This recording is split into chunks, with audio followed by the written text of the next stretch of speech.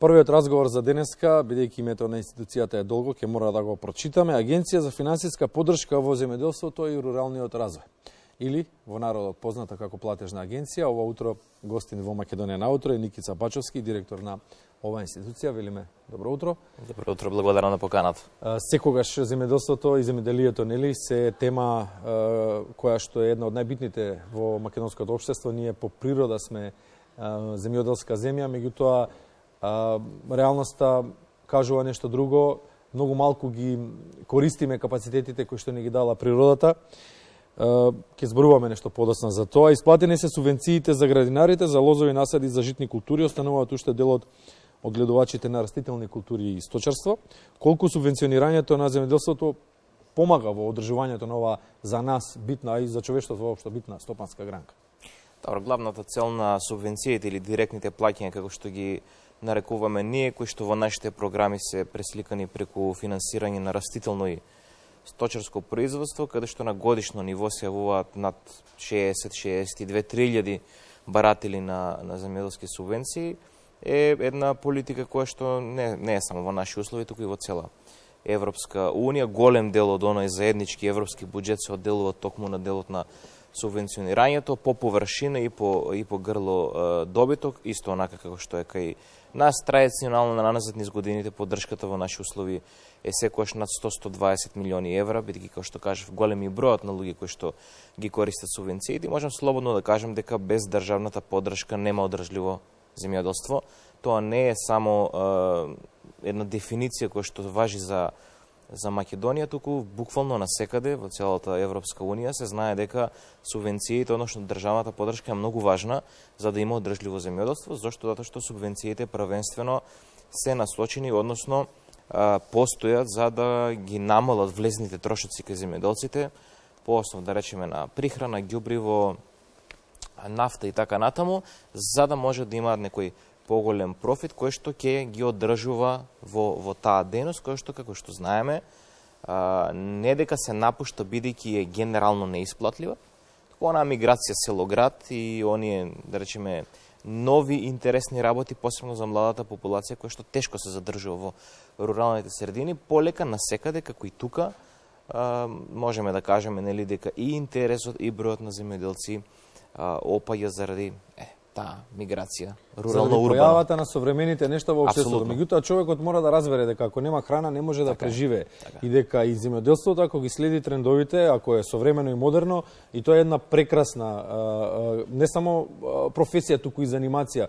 Константно си во природа, во допир со природните ресурси, и тоа е еден позитивен момент во животот. Се помалку младите се решаваат да останат во ние велиме руралните средини, меѓутоа тие не смеат да бидат рурални средини на селата, каде што треба да им се создадат нели услови за развој на земјоделството. А во народот ја знаеме поговорката, нели, нема леп без мотика. Како да се стимулира производството на храна со оглед на тоа што имаме и тоа колку услови, меѓутоа немаме, се губи работната сила. Така, значи првиот предуслов, нели, за да има некакво производство треба да има површина кај што ќе се произведува, и генерално постои два типа, нели, на земјоделско земјиште: приватната собственост и земјиштето кое што државата го издава под концесија. Оттаму се почнува, тие се првите чекори. Јас се сеќавам лани кога почна војната во Украина, се донесе еден национален план за производство на храна, каде што Министерството зема обврска да стави во функција, односно да даде на јавни огласи илјадници хектари земјоделско земјиште, на кое што би се јавиле луѓе кои што би влегле во производство на храна, пред се на оние стратешки култури, нели, тогаш правевме муабет за недостиг на брашно, недостиг на зејтин и така натаму. Успешни беа тие јавни повици, многу луѓе се јавија, ќе кажам, и луѓе кои што веќе се занимаваат со земјоделство, меѓутоа и луѓе кои што препознаа, знаете, секоја криза носи нови прилики. Има луѓе кои што го препознаат тоа, кои што влегоа во земјоделскиот сектор, кој што влегол во производство на храна, и за волја на вистината лани цената на житариците беше прилично солидна, затоа што побарувачката беше голема, Украина не можеше да испорачува и така натаму. Нормално таа максима стои, без мотика нема леп. Прво што треба да се направи, нормално е нели да немаме онаква класична поделба на рурално и урбано, туку руралното и урбаното да почнат се повеќе да се зближуваат пред се во условите кои што се нудат за живот и токму затоа и преку нас, преку нашите програми за рурален развој, меѓутоа и преку програмата ИПАРТ во иднина ќе има мерка која што ќе се вика рурална инфраструктура, каде што корисници ќе бидат главно општините.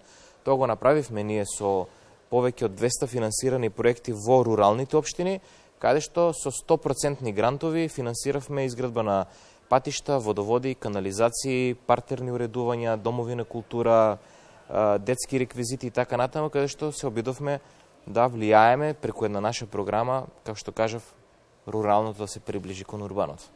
Во Македонија влада еден парадокс.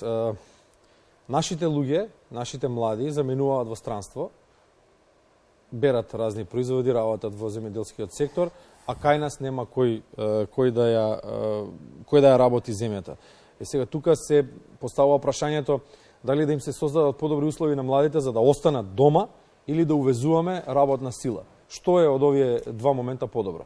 Државата во континуитет треба да го прави првото, односно на разноразни начини да ствара услови, да поволни услови за младите да пројават интерес или оние млади кои што веќе се бават со земјоделие да останат во тој сектор. Видите, јас слободно можам да кажам дека тоа е најтежок сектор. Зошто? Тоа е фабрика на отворено, тоа е трудоинтензивна дејност и е еден сектор кој што е многу зависен од климатските услови.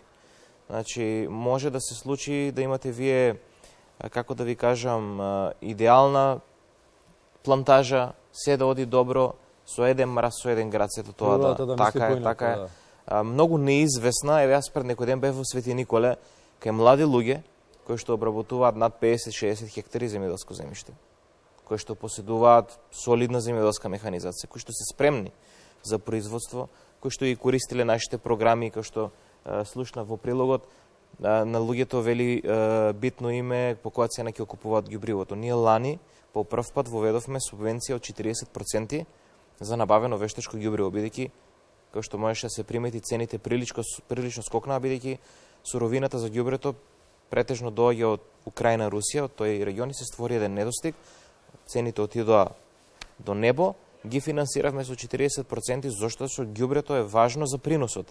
Ако нема ѓубре, ќе имаме слаб принос, ќе немаме домашно производство. Луѓето се спремни, меѓутоа викаат се е окей, се е супер, само уште да заврне, зимава е катастрофална. Не видовме снег, не видовме дожд, така. Значи, тие се крстат буквално сега во климатските услови. Што прави државата во поглед на младите? Најпрво, како што кажав, ќе почнеме од земјоделското земјиште. Пред 2-3 години Министерството за земјоделие го промени Законот за земјоделско земјиште, каде што се пропишани условите за доделување на земјиште под концесија. Сите луѓе кои што се до 40 години, а ќе земаат концесија за земјоделско земјиште, се ослободени од плаќање на концесија кон државата во рок од 3 години, први 3 години. Тоа е огромна помош. За да можат да стартуваат. Апсолутно, значи првите 3 години вие не плаќате рента, не плаќате кирија како што плаќат сите останати. Потоа, преку нас, преку програмата за рурален развој, повторно тоа се мерки кои што ги конципира Министерството, а ние ги имплементираме, постојат мерки за млади земјоделци, односно за сите луѓе кои што се до 40 години, така се пропишани по закон, кои што сакат да инвестираат во опрема, пред се опрема за преработка, бидејќи таму ни е фокусот, тие добиваат грантови од... Велите сите луѓе, тоа значи сите кои што се регистрирани како земјоделци? Сите кои што се регистрирани како земјоделци, по закон за вршење земјоделска дејност, по законот за пензиско и инвалидско осигурување и сите земјоделци кои што се со дополнителна дејност. Внимавајте, тука имаме неколку категории. Грото од земјоделците со дополнителна дејност. Дополнителната дејност апсолутно е опфатена тука. И со субвенции, и со програма за рурален развој, и со финансирање на вештачко ѓубриво, и со ИПАРТ програмата, секаде тие се соодветно препознаени.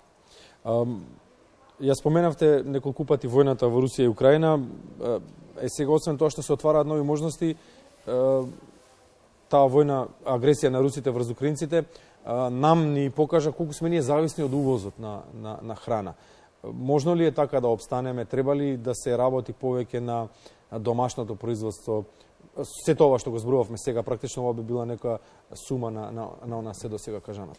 Така, видите, генерално секоја држава е увозно зависна на нешто во споредба со некоја друга држава. Во оваа ситуација такви беа околностите каде што, да речеме, на прв удар беше, како што кажавме, они стратешки култури, производството на храна и така натаму, пченица, пченка, сончоглед и така натаму. Значи, факт е дека ние производуваме со години помалку од она што ни е реално потреба на домашниот пазар и секогаш она празнина се пополнува со увоз. Од друга страна, па да речеме, као држава имаме гранки кои што се апсолутни шампиони во извозот. Ќе спомнам тука да речеме тутунот, каде што девизниот прилив е над 100 милиони евра. Значи, над 17-18 илјади луѓе се занимаваат со таа важна земјоделска гранка и добиваат голема поддршка од државата. Наскоро треба да ги исплатиме субвенциите за тутунарите, тоа ќе чини државата некоја милијарда и 500 милиони денари. Ама по друга страна, ако кажеме дека 100 милиони е девизниот прилив, вреди да се инвестира од страна на државата, конзервната индустрија, преработувачката индустрија, апсолутен раст во последните години, особено од короната навака, кога почнаа луѓето горе малце од запад да трупаат количини со конзервирана храна, или за секој случај, доста сме препознаени во тој сегмент и нормално виното. Значи, ако добро слушнав од податоците кои што ги изнесе министерот, сам се дека сме некаде втора земја во регионот по количина на... И мощни сме ценети по квалитетот. Црногорскиот пазар, српскиот, хрватскиот не цени максимално. Се направија многу реформи во делот на винарскиот сектор и освен оние класични винари кои што ги имаме сега имаме многу семени винари. Семени, кои што одлична работа. Тоа е нешто револуционерно. Јас кажав кога почнавме да го работиме тоа во 2019 година, ќе ги видиме реалните ефекти за 5 години. Еве 23-24 ќе дојдеме, ние веќе имаме 120-130 семени винари.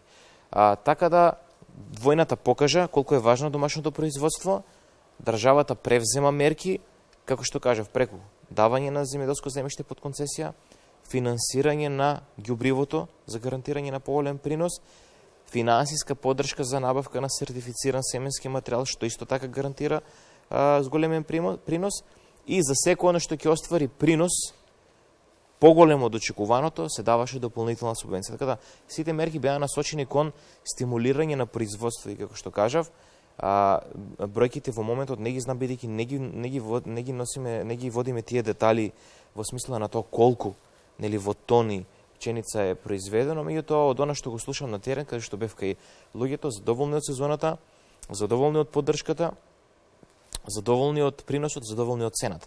Така да минатата година за производителите беше добра и се надевам дека таа добра година ќе ги стимулира заедно со нашите мерки да продолжат и да го зголемат своето производство. Никица, ќе поентираме на крајот, дали Македонија произведува квалитетна храна, дали се следат сите стандарди и параметри кои што треба да се следат, дали јадеме квалитетно и дали она што го увезуваме исто така е квалитетно?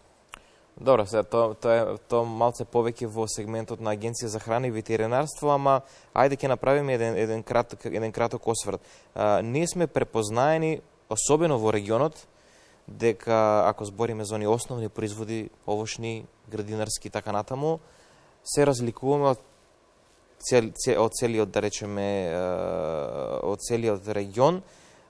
Знаеме, да речеме, нашите комши од Бугарија стално да дојдат тука, бараат зеленчук, бараат овоше, бидејќи навистина се разликува од она што тие го имаат и целиот европски пазар го поседува. Се уште, да речеме, тука има традиционално одгледување, кое што, да речеме, органско одгледување на храни. Исто така, со огромна поддршка се финансира и органското производство. Нормално третирање на пред се на овошките за заштита со пестициди, за заштита од несакани, да речеме, штетници е нужно и кај нас и секаде. Меѓутоа пак сметам дека голема е разликата, дури и ние, дури неголемите лаици, да пробат два производи, дали тоа ќе е градинарски производ, овошен производ, од некоја друга држава и од кај нас. Мислам дека разликата е евидентна и во вкусот и во осетот дека навистина јадете нешто што е одгледано на најдобар начин.